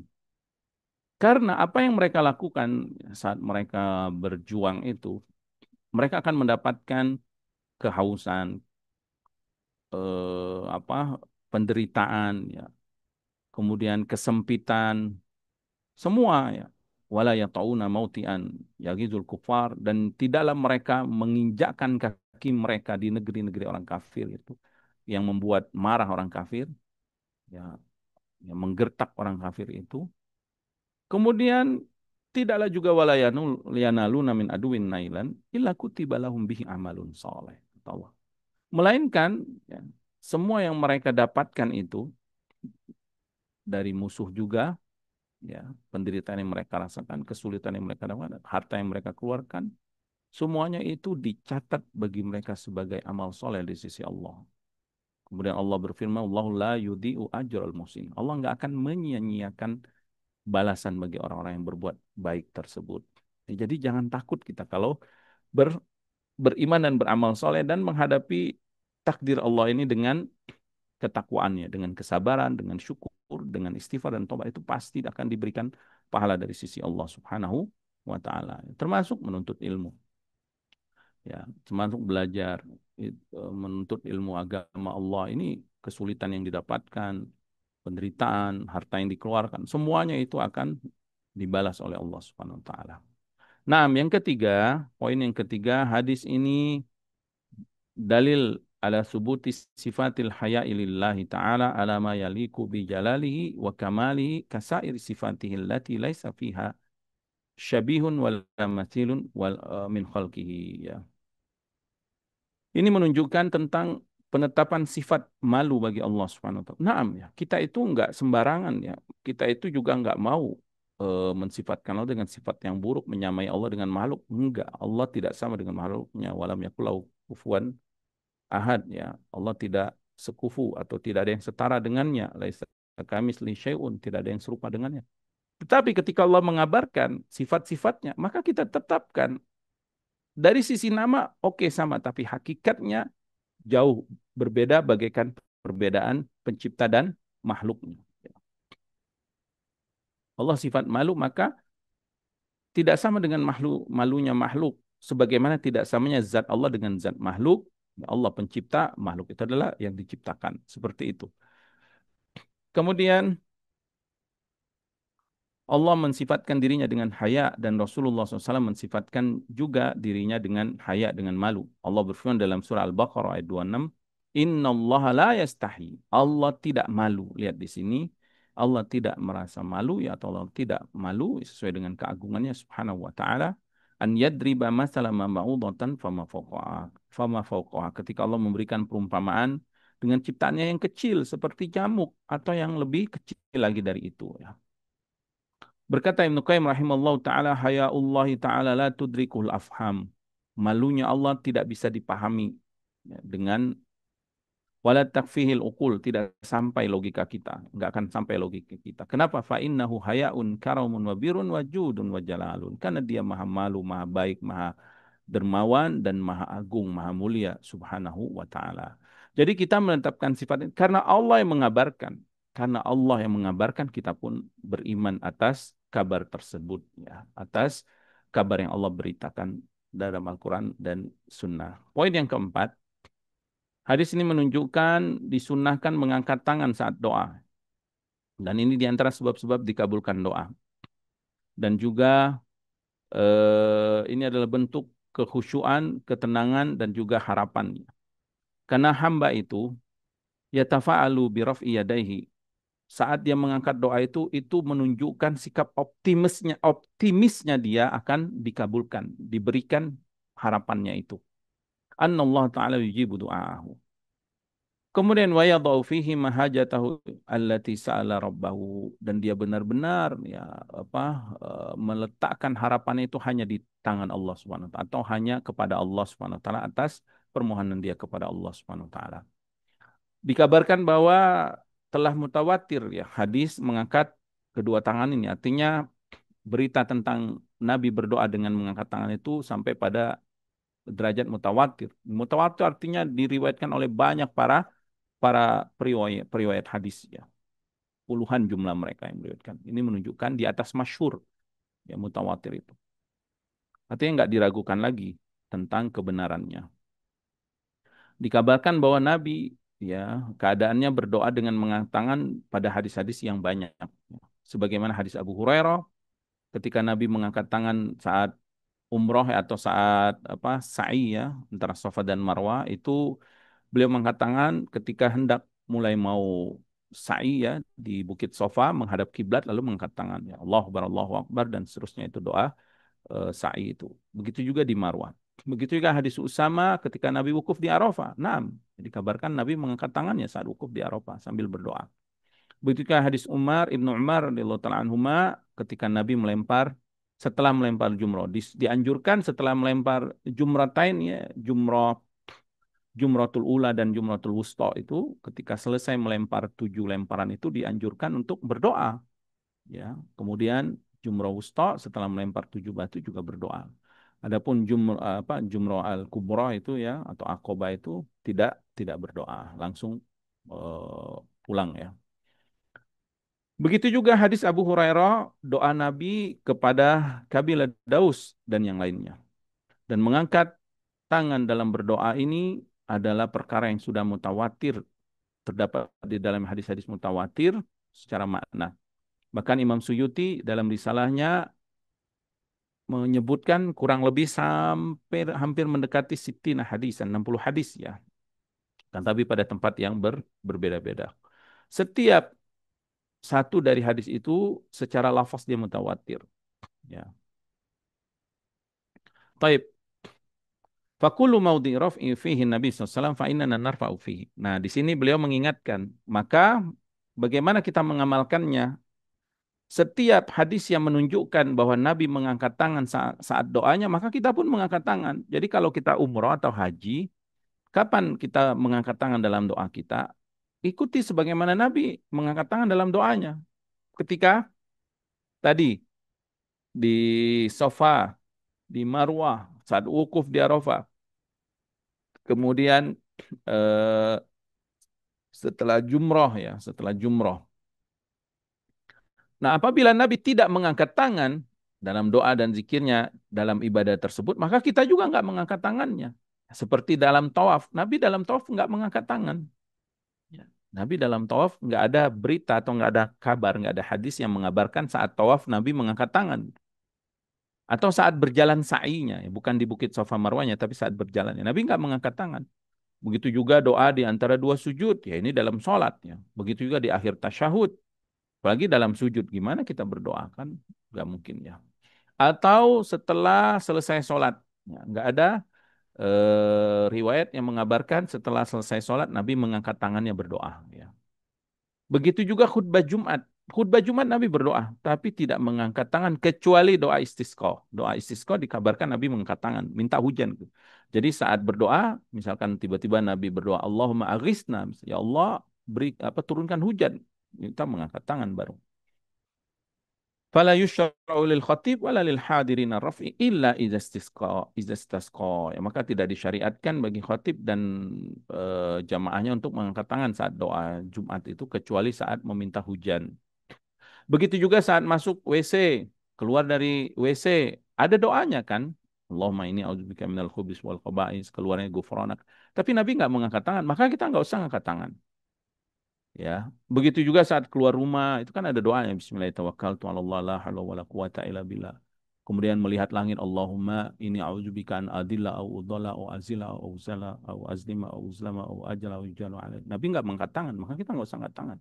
Begitu juga naik kendaraan kan, alhamdulillah eh, apa namanya Bismillah kan, alhamdulillah. Kemudian begitu juga masuk masjid, keluar masjid itu kan doa, ada banyak doanya. Tapi Nabi nggak mengangkat tangan, maka kita nggak usah mengangkat tangan. Berkata Al-Iz Ibn Abdissalam rahimahullah ta'ala, la yustahabbu raf'ul yadaini fid du'a.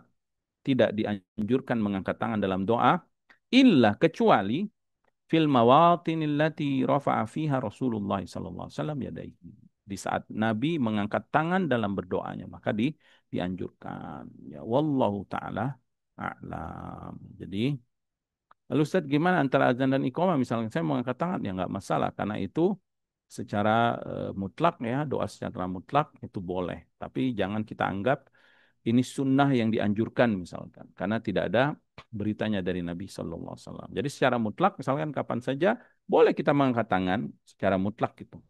Tapi jangan kita menganggap bahwa doa ini adalah harus mengangkat tangan sunnahnya karena Nabi mengangkat tangan misalnya enggak.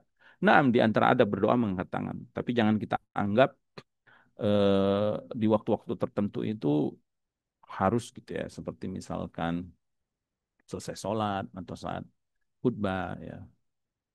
Kenapa? Karena tidak ada hadis yang menunjukkan hal tersebut. Terakhir, tentang mengusap muka ya. Mengusap muka, riwayat dari Umar radhiyallahu taala anhu, beliau mengabarkan Nabi SAW apabila melapangkan kedua tangannya dalam doa, tidaklah Nabi menutupnya kecuali mengusap dengan kedua tangan itu ke wajahnya. Diriwayatkan Tirmizi, dan hadis ini lemah, tetapi Imam Tirmizi membawakan syawahid atau penguat hadis ini, hadis yang lain Ibnu Abbas dari sisi Abu Daud. Ya. Dan beliau mengatakan hadis itu hasan. Ala kulli hal ya, di dalam hadis ini, hadis Umar ini radhiyallahu taala diriwayatkan Imam Tirmizi, di situ ada Hamad ibn Isa al-Juhani. Dilemahkan oleh para ulama ya. Dilemahkan oleh para ulama. Berkata Imam Daruqutni dia dhaif, bahkan hadis-hadisnya mungkar ya. Kemudian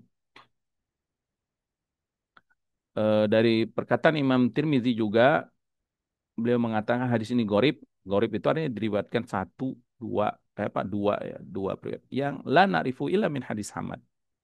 Tidak kami kenal kecuali hadis dari Hamad Isa tadi ya. Yang dia itu di tafarrada bihi, dia menyendiri dalam meriwayatkan hadis, dicurigai. Jadi para ulama hadis ketika melihat perawinya ini kok cuma satu orang, terus orang ini nggak dikenal lagi, itu dicurigai hadisnya. Dicurigai oleh para ulama hadis ya, untuk menjaga keabsahan, kesahihan hadis Rasulullah SAW. Dia itu sedikit hadisnya ya. Dan ini menunjukkan dari perkataan Imam Tirmizi bahwa hadis ini lemah, tapi Imam Tirmizi tadi membawakan syawahidnya. Kemudian hadis Ibnu Abbas, penguat dari hadis Umar yang dibawakan Imam Tirmidzi tadi, diriwayatkan Imam Abu Darda. Naam, di sana ada lafaz yang sama ya. Nabi mengatakan salullaha bi butuni akfikum wala tas'aluhu bi zuhuriha. Mintalah kepada Allah dengan ini telapak tangan kamu, jangan minta dengan ke punggung tangan kamu itu ya. Jadi kalau mengangkat tangan gini, minta. Faiza faraktum, kalau kamu selesai berdoa, famsahu biha wujuhakum, maka usapkan kedua telapak tangan kamu ke wajahmu. Ini hadis Ibnu Abbas. Kemudian di sini pensyarah hadis mengatakan bahwa hadis ini juga lemah. Kenapa lemah? Karena di situ ada perawi yang bernama Abdul Malik ibn Muhammad Aiman. Al-Hafiz Ibnu Hajar rahimahullah mengatakan apa? Dia mungqati, dia lemah. Berkata Ibnu Qattan ya, Abdul Hasan, halahu majhul au majhul. Dia nggak dikenal gitu, majhul ya. Dan syekhnya Abdullah bin Ya'qub, Imam Zahabi pun mengatakan, la arifu, aku tidak mengenal siapa ini Abdullah ibn Ya'qub ini. Ya. Dan dia mubham. Ya. Artinya di sini ada perawi-perawi yang dipermasalahkan oleh para ulama. Sehingga kedudukan hadis ini tidak sampai derajat hasan li ghairihi. Kenapa? Karena syawahidnya juga lemah gitu. Karena penguat dari hadis tersebut juga lemah ya. Maka ya tabayyana dha'fal hadisaini. Ini menunjukkan bahwa kedua hadis ini lemah, hadis Umar dan Ibnu Abbas dari radhiyallahu taala anhuma, maka tidak tidak layak untuk dikuatkan. Artinya satu sama lain nggak bisa saling menguatkan karena dua-duanya sangat lemah. Dan lemahnya tadi dilihat dari sisi perawinya yang lemah ya. Kemudian terakhir di sini ada dua pendapat ya dari hadis ini. Yang pertama mengatakan dianjurkan mengusap wajah setelah berdoa. Karena hadis ini tadi. Tapi pendapat yang kedua tidak dianjurkan mengangkat kedua tangan setelah berdoa. Kenapa? Karena lemahnya hadis ini. Kemudian setelah itu kesimpulannya dari hadis ini yang bagus itu apa yang disebutkan oleh eh, adapun para ulama yang tidak menguatkan ini ya seperti Ali bin Abi Salam, Syekhul Islam, mereka mengatakan la yustahab raful yadain fid du'a illa fi ini yang tadi wala yamsahu wajahu. Jadi tidak dianjurkan juga mengusap wajahnya. Kenapa? Karena hadisnya tadi lemah ya. Kemudian Syekhul Islam juga mengatakan mengangkat tangan dalam berdoa itu hadisnya sahih, tapi mengusap wajah setelah berdoa itu tidak ada hadis yang sahih, melainkan satu atau dua hadis yang dia tidak hujah. Adapun Syekh bin Bas ya. Syekh Abdul Aziz Ibn Bas rahimahullah taala mengatakan al afdal yang utama saat berdoa perlu nggak kita mengusap wajah? At-tarku, kita tinggalkan perbuatan. Kenapa? Karena lemahnya hadis tadi. Tetapi kata beliau ini ada catatan penting ya. Fa'in falahu fi ba'dil ahyan fal amru wasi. Kalau sekali-kali kita lakukan itu nggak masalah kata beliau. Dan beliau ingatkan wa amal qaulu bi annahu bid'ah fahuwa mahallun nadhar. Jangan sampai kita mengkritik orang yang mengusap wajahnya itu bid'ah. Nah, ini beliau ingatkan. Kenapa? Karena amalan mereka itu sebenarnya ada sumbernya, ada dalilnya. Cuman memang dalilnya ini diperselisihkan oleh para ulama tentang kekuatan hadisnya. Jadi kalau ada yang mau melakukan itu atau dia melakukan ini sudah, jangan kita wah ini bid'ah misalkan ini terlarang dan seterusnya. Sudah kita cukup kalau misal mau diskusi secara baik-baik ya nggak apa-apa. Tapi kalau selama dia apa namanya melakukan itu berdasarkan riwayat tadi ya wallahu taala alam ya tidak tidak perkara itu luas kata Syekh bin Bas rahimahullah taala. Tapi beliau mengingatkan yang lebih dekat sunnahnya dan lebih kuat dari sisiku lam yaf'al hada, nggak perlu kita mengusap tangan ya. Taib dan yang lebih kuat lebih rojih ya ini Allah alam kata pensyarah di sini tidak disyariatkan mengusap wajah setelah doa tidak di dalam sholat tidak juga di luar sholat. Wallahu taala alam wa sallallahu ala nabiyina Muhammadin wa ala alihi wasallam wa akhiru da'wana anil hamdulillahi rabbil alamin. Nam tafadhal Kang Muhammad barakallahu fikum.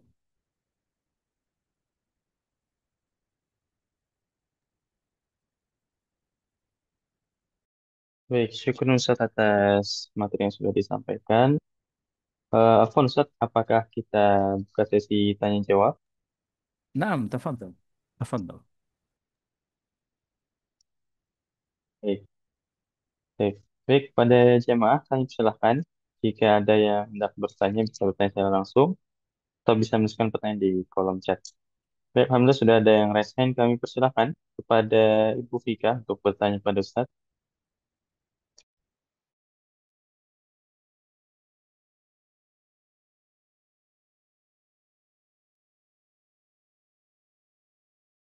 Assalamualaikum warahmatullahi wabarakatuh. Terus tidak, Afi. Monggo Halo? Ibu. Ya, monggo Ibu. Iya, ini, apa ini terkait tadi yang berdoa dalam ini ya mengangkat tangan ya Ustadz ya. Terkadang berdoa itu kondisinya seorang itu eh, sakit ya Ustadz, kemudian lelah dalam beraktivitas, kemudian ingin lagi dalam keadaan sedang mau tidur gitu Ustadz. Eh, Kemudian menengadahkan tangan itu apakah diperbolehkan, apakah ada keluasan dalam keadaan seperti itu Ustadz gitu. Itu tidak hanya berdoa setelah sholat atau waktu mustajab, tapi kadang ada hal lain yang teringat ketika mau tidur, eh, ada doa yang ingin dipanjatkan, eh, apakah mungkin duduk dulukah begitu Ustadz, menghadap kiblat dulukah, apakah mungkin dibolehkan cukup rebahan, itu mungkin dibolehkan seperti apa ininya Ustadz. Mohon dibutuhkan pemahamannya. Itu yang pertama Ustadz. Yang kedua sedikit aja terkait dengan eh, firman Allah yang surat Al-Baqarah tadi ya, yang fa ini qorib itu ya, fa ini qorib uji budawa dan seterusnya itu ya Ustadz. Itu kan Allah itu dekat ya. Berarti ini terkait tauhid asma wa sifat ya, mungkin dia dekatnya ini sifatnya Allah itu ya Ustadz. Betul Nam. begitu bukan? Ya itu aja sih Nam. Ustadz. Ya, Ikhwan jazakallah khair. Wa jazakumullah khair. Taib. Sebagaimana yang disebutkan Al-Izz bin Abdussalam rahimahullah ta'ala tadi kita mengangkat tangan sebagaimana Nabi SAW mengangkat tangan dan kita tidak mengangkat tangan sebagaimana Nabi SAW tidak mengangkat tangan. Dalam doa-doa dan zikir-zikir wirid harian Nabi SAW, zikir pagi, zikir petang, doa tidur, juga doa-doa yang lainnya itu tidak dikabarkan Nabi mengangkat tangan. Jadi cukup kita membaca saja ya doa-doa tersebut tanpa harus mengangkat tangan. Tapi kalau ada satu kondisi ya tidak merutinkan ini. Kita benar-benar pengen berdoa mengangkat tangan saat sakit misalkan, atau saat kita benar-benar lagi ada kebutuhan, lalu kita mengangkat tangan, atau saat safar misalkan sekali-kali kita mengangkat tangan itu nggak masalah, itu diperbolehkan insya Allah.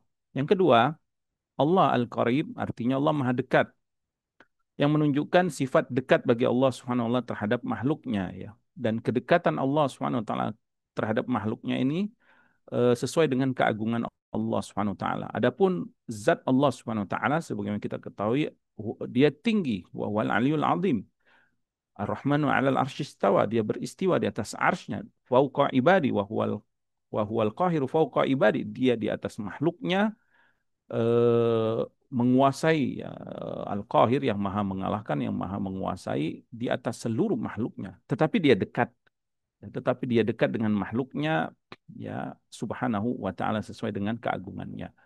Jadi bukan berarti dekat itu Allah di sisi kita misalkan, Allah di mana-mana. La, ya. Naam wa huwa ma'akum aina ma kuntum. Allah mengabarkan dia bersama kalian di mana saja kalian berada. Ya menunjukkan bahwasanya Allah Subhanahu wa taala bukan zatnya yang bersama-sama kita, zatnya di atas seluruh makhluknya. Nah, adapun sifatnya sesuai dengan keagungannya, ma'iyahnya sesuai dengan ilmunya, dengan rahmatnya, dengan kasih sayangnya sesuai dengan keagungan Rabb kita Subhanahu wa taala. Na'am wallahu taala alam. Baik, syukur Ustaz atas jawabannya. Semoga bisa menjawab pertanyaan dari Ibu Fika. Kami silakan kepada penanya selanjutnya, yakni Abi Yahya. Bisa bertanya kepada Ustaz. Terima kasih, host. Assalamualaikum warahmatullahi wabarakatuh. Waalaikumsalam warahmatullahi wabarakatuh. Ustaz, saya ingin bertanya, kalau misalnya doa setelah ketika antara azan dan iqomah itu kan biasanya kita ini yang ke masjid itu kan biasanya di waktu-waktu itu atau sebelum itu gitu, Ustaz ya.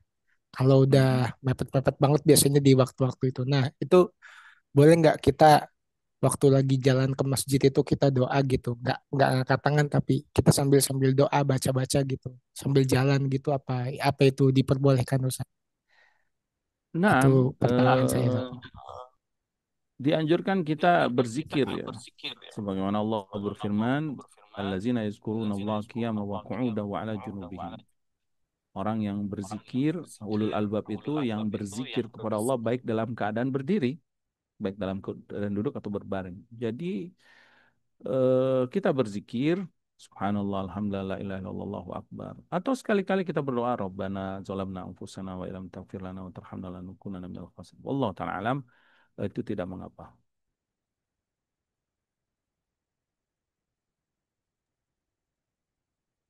Baik, syukur Ustaz atas jawabannya. Semoga bisa menjawab pertanyaan dari Abi Yahya. Kita lanjutkan untuk penanya selanjutnya. Yang silakan kepada Bapak Tarmizi. Bisa bertanya kepada Ustaz. Tonton. Baik, terima kasih Abu Muhammad. Assalamualaikum warahmatullahi wabarakatuh, Pak Ustadz. Waalaikumsalam warahmatullahi wabarakatuh. Apa kabarnya Pak Tarmizi?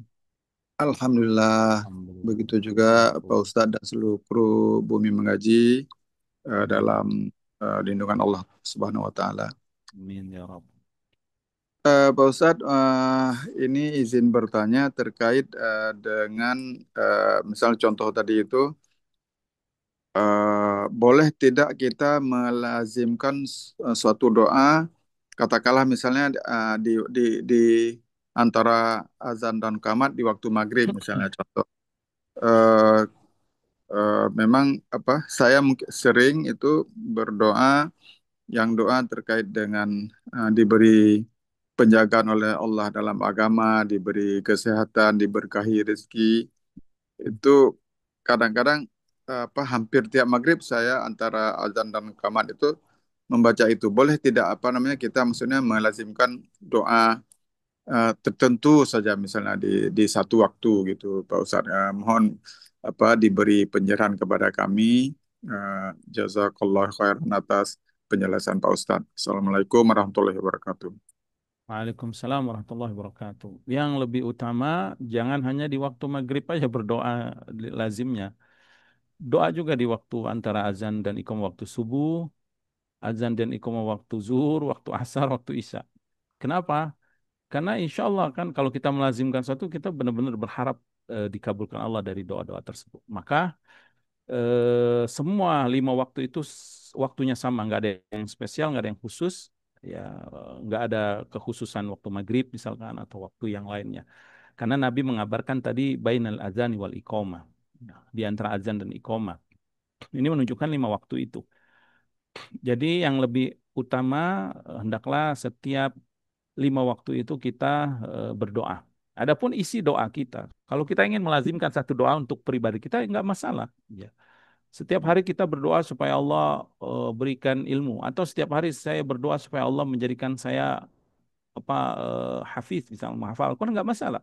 Setiap hari kita berdoa supaya Allah apalagi doa-doa itu doa-doa dari Al-Quran dan Sunnah, dan ini yang paling utama ya. Wallahu taala alam.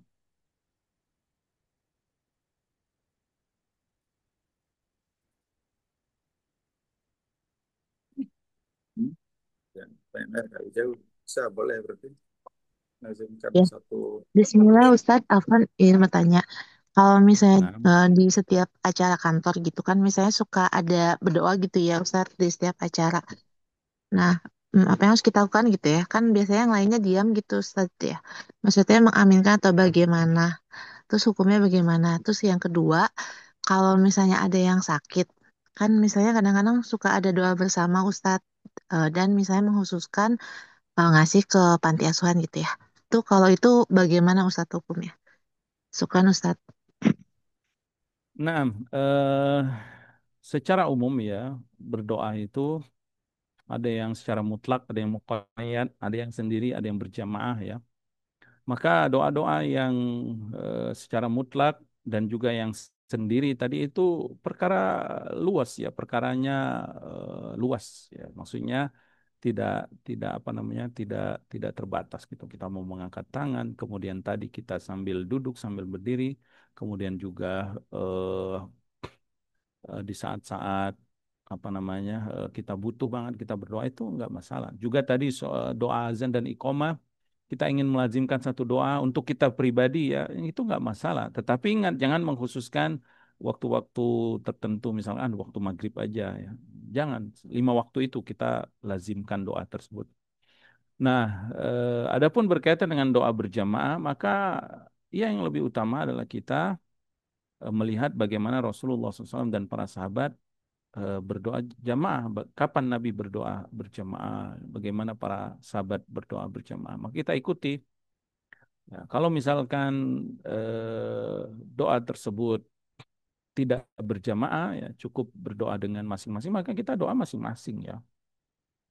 Adapun doa dipimpin oleh satu satu apa satu pembaca doa misalkan pada kondisi-kondisi tertentu ya tidak masalah gitu pada kondisi-kondisi tertentu ya asal tidak menjadikan itu sebagai satu satu rangkaian yang sunnah misalkan setiap kegiatan harus ada doa bersamanya atau menganggap nggak afdol nih kalau nggak ada doa bersamanya misalkan ya jadi doa saja ya berdoa masing-masing berdoa. Tapi kalau sekali-sekali berdoa ada satu yang berdoa lalu kita aminkan itu wallahu alam ya tidak masalah. Kalau sekali-kali ya tidak menganggap bahwa ini adalah rutinitas atau suatu yang dianjurkan ya. Jadi itu tidak masalah. Kemudian kalau ada orang sakit lalu kita doakan sedekah naam ya ada riwayat memang apa namanya itu tapi riwayat itu dilemahkan para ulama ya tentang obatilah eh, apa mardokum ya bi sodakot atau kama qala Rasulullah SAW ya. Obatilah orang-orang yang sakit di antara kalian dengan sedekah. Tapi hadis itu lemah. Tapi memang sedekah itu dari sisi makna ya, sedekah itu memang salah satu bentuk amalan yang bisa kita bertawasul dengannya, lalu kita berdoa gitu. Ya, di antaranya adalah dengan bersedekah. Jadi boleh kita bersedekah, lalu kita berdoa kepada Allah supaya diminta kesembuhan, misalkan supaya dimudahkan urusan, itu diperbolehkan, insya Allah. Wallahu taala alam. Cukup Baik, ya, syukur Ustaz Kang atas Muhammad. jawabannya. Nah, Ustaz. Kami Baik. bacakan pertanyaan dari kolom chat, Ustaz. Nah, Fadol, masih ada? Assalamualaikum warahmatullahi wabarakatuh. Waalaikumsalam Nah, masih ada. warahmatullahi wabarakatuh. Eh, Semoga Allah merahmati ulama kita, ustadz keluarga, panitia, serta jamaah pada sore hari ini. Allahumma amin. Izin bertanya Ustadz, apakah doa di antara azan dan iqamah ini berlaku juga bagi kami yang tidak mendengar azan, namun tahu waktu azan dan iqamah resmi dari pemerintah setempat? Terima kasih, jazakallah khairan. Nah, berkaitan dengan doa azan dan iqomah ini memang berkaitan dengan waktu sholat ya. Azan itu kan sendiri merupakan menunjukkan masuknya waktu sholat, disyariatkan untuk azan. Hukumnya wajib itu, harus ada azan. Tapi kalau kita nggak mendengar azan dan kita tahu ini waktu sholat, berarti masuk di sana, masuk waktu yang dikabulkan. Ya, jadi tidak masalah. Kita berdoa di waktu itu karena hadis tadi itu menunjukkan bukan sekedar azannya ya, tetapi sebab dikabulkannya itu karena waktu masuk sholatnya itu. Karena tadi di antara hikmahnya kenapa doa ini sangat dikabulkan ya, Syekh Abdullah itu tadi kan menjelaskan bahwa karena menunggu sholat itu termasuk waktu sholat, dianggap seperti sholat. Jadi kalau sudah masuk waktu sholat sebelum qomat gitu, itu dianggap kita eh, sedang sholat. Makanya dianjurkan banyak berdoa di waktu itu. Wallahu ta'ala alam. Cukup ya, Kang Muhammad, Syekh Muhammad.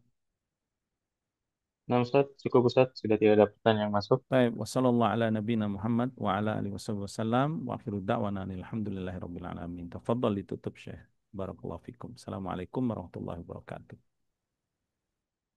Waalaikumsalam warahmatullahi wabarakatuh. Syukran wa jazakumullah khairan Ustaz atas materi yang sudah disampaikan serta jawaban dari pertanyaan yang diajukan oleh para jemaah. Kami juga ucapkan jazakumullah khairan kepada jemaah yang sudah dapat hadir di kajian kita pada malam hari ini. Semoga apa yang sudah Ustaz sampaikan tadi bisa menambahkan ketakwaan pada diri kita, menambahkan khazanah keilmuan pada diri kita sehingga bisa kita amalkan dalam kehidupan sehari-hari, serta bisa kita share kepada orang-orang di sekitar kita. Baik, mari kita tutup kajian kita pada malam hari ini dengan doa kafaratul majelis. Baik, kami selaku panitia dari Bumi Mengaji mengucapkan permohonan maaf jika terdapat kekurangan dalam penyelenggaraan kajian pada malam hari ini. Kami pamit undur diri. Wassalamualaikum warahmatullahi wabarakatuh. Kami silakan kepada jamaah dari meeting. Barakallahu fikum.